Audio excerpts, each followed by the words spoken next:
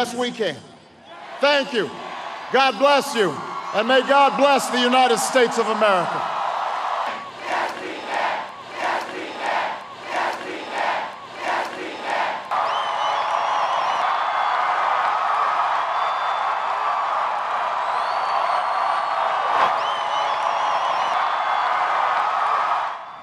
Le 4 novembre 2008, un jour historique pour l'Amérique et probablement pour le monde entier, alors que l'esclavage des Noirs aux États-Unis est encore un souvenir récent dans les mémoires, alors que la ségrégation raciale a moins de 50 ans, un Afro-Américain est élu président de la plus grande puissance mondiale.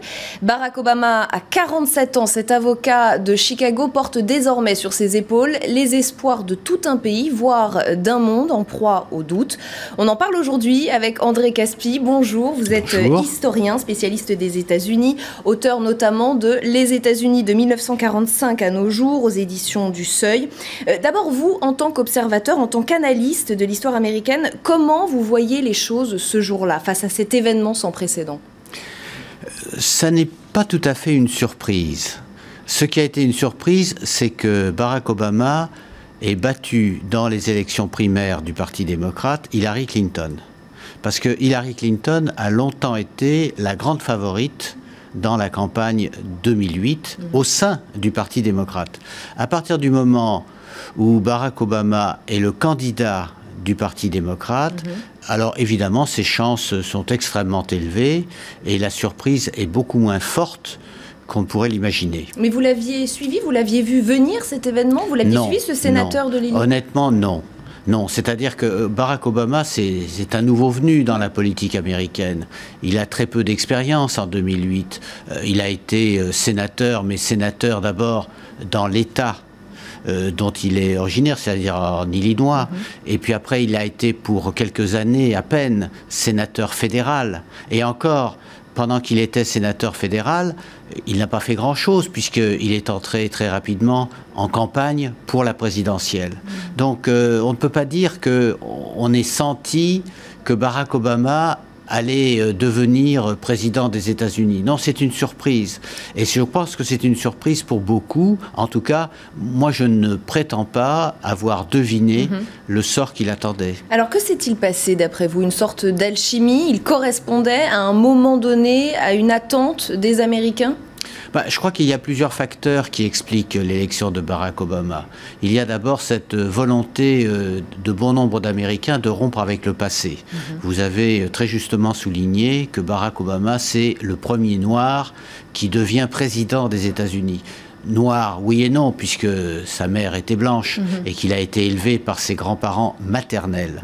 Mais il n'empêche que pour beaucoup d'Américains, il apparaît comme un noir. Et ça, c'est important, précisément, de rompre avec le passé. La deuxième raison, c'est que l'Amérique aime les gens qui jaillissent, pourrait-on dire, de l'anonymat, qui sont nouveaux. Les challengers. Qui apportent une sorte d'espérance que les vétérans ne peuvent plus apporter. Et en ce sens, Barack Obama représente justement ce type d'homme politique. Ajoutez à cela que c'est un excellent orateur, c'est un excellent organisateur, parce qu'il ne suffit pas de bien parler ou d'avoir un beau visage pour devenir président des États-Unis, il faut constituer une machine électorale. Et il y a derrière Barack Obama une machine électorale dont l'efficacité est redoutable.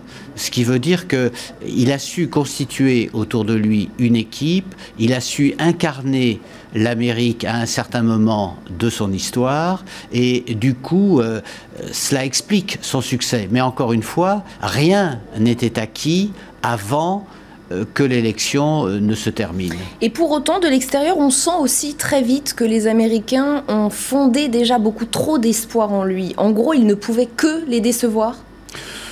Oui et non, parce que, vous savez, pour être élu dans une campagne politique, il faut faire beaucoup de promesses. Alors, un certain nombre de ces promesses, elles sont tenues, et un certain nombre de ces promesses ne sont pas tenues. Donc, ça n'est pas extraordinaire que Barack Obama n'ait pas pu tenir toutes les promesses qu'il a faites. Mais je crois qu'il a suscité un enthousiasme précisément par sa jeunesse, précisément par son dynamisme, et que c'est cet enthousiasme-là qui a été sans doute excessif. Je précise une chose d'ailleurs. cet enthousiasme a été beaucoup plus fort à l'extérieur des États-Unis qu'à l'intérieur. L'Obamania, comme on a dit, a été une vague déferlante, par exemple en France. Mais aux États-Unis, ça n'était pas vraiment une vague déferlante, c'était simplement un grand espoir, parce que c'était l'espoir du changement. Et le Nobel de la paix qu'il reçoit en 2009, c'est une erreur d'après vous? Alors, je ne sais pas si c'est une erreur, mais en tout cas, c'est une grande surprise. D'abord parce qu'il reçoit ce Nobel en décembre 2009, c'est-à-dire il a pris ses fonctions quelques mois auparavant, il n'a pas eu le temps de faire grand-chose, et le pire, c'est qu'il s'apprête précisément à envoyer 30 000 hommes en renfort pour faire la guerre en Afghanistan. Ce qui veut dire qu'il reçoit le prix Nobel au moment où il devient un président de guerre. Alors là, franchement, je crois que pour expliquer cela, il faudrait s'adresser aux jurés du prix Nobel. Et aujourd'hui, beaucoup remettent en question son bilan. Il est d'ailleurs moins bien réélu en 2012. Quel est votre avis sur cette question, sur le bilan de Barack Obama? Je pense que sur le plan de la politique internationale, son bilan est mauvais. Il a essayé beaucoup de choses. Il a essayé, sur le Proche-Orient, notamment. Il a essayé sur le Proche-Orient. Vous savez que l'un de ses premiers gestes a été de s'intéresser au conflit israélo-palestinien, d'appeler Mahmoud Abbas, d'essayer de négocier avec les Israéliens. Finalement, 2 ans, 4 ans, 6 ans plus tard, on est exactement au même point qu'avant. Il a lancé un appel à la bonne volonté des Iraniens, sans résultat.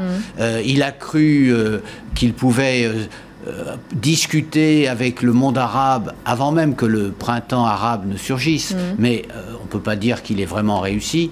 Donc tout ce qu'on peut attribué à Barack Obama, c'est cette espèce de changement qui fait que les États-Unis donnent la priorité désormais aux relations avec la Chine. C'est ce qu'on appelle le pivot. Il a pivoté, en somme, la politique étrangère. Donc, de ce point de vue-là, oui, c'est une avancée. Mais pour le reste, on ne peut pas dire que ce soit une avancée. Et je dirais plutôt que ça n'est pas uniquement la faute de Barack Obama, mais cela témoigne de la volonté des Américains d'être beaucoup moins la superpuissance et beaucoup plus le pays qui s'occupe de lui-même. Ça, c'est sur le plan international.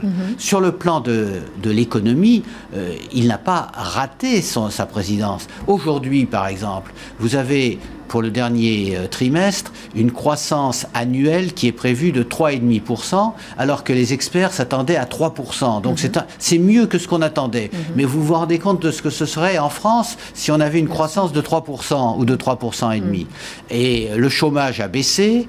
Alors cela tient en grande partie à l'exploitation des gaz de schiste, c'est-à-dire qu'aujourd'hui, les États-Unis sont de plus en plus indépendants sur le plan énergétique, et cela tient aussi à la relance de la consommation, ce qui fait que les États-Unis ont une économie qui marche. Mais beaucoup d'Américains n'attribuent pas cette réussite au président lui-même. Ça veut donc dire qu'il a réussi sans réussir, et enfin, sa grande réforme, l'Obamacare, la réforme du système de santé, est tellement compliquée, tellement difficile à mettre en œuvre, que finalement, les Américains se demandent à quoi elle sert, sans compter que beaucoup d'entre eux sont hostiles au moment même où elle est votée, ils sont hostiles à cette réforme. Donc on ne peut pas dire que Barack Obama va entrer dans l'histoire comme le grand réformateur de la société américaine.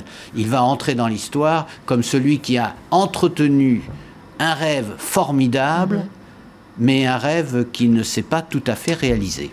André Caspi, si je vous demande de terminer cette phrase, le 4 novembre 2008, c'est le jour où? Que me répondez-vous? Alors, je pourrais vous répondre que c'est un jour anniversaire parce qu'il s'est passé beaucoup de choses dans les années précédentes. Il y a plusieurs présidents, d'ailleurs, des États-Unis qui sont entrés en fonction le 4 novembre, ce qui n'a rien d'extraordinaire puisque l'élection a toujours lieu un mardi qui suit le premier lundi de novembre. On pourrait remonter même à Philippe le Bel, vous voyez, parce qu'il s'est passé des choses au XIVe siècle. Moi, je dirais que le 4 novembre 2008, attendez-vous au pire, hein, c'est l'anniversaire de ma femme. Très bien, c'est noté, le message est passé. Merci beaucoup, Monsieur Caspi, d'avoir été mon invité dans le jour où l'information continue sur LCI.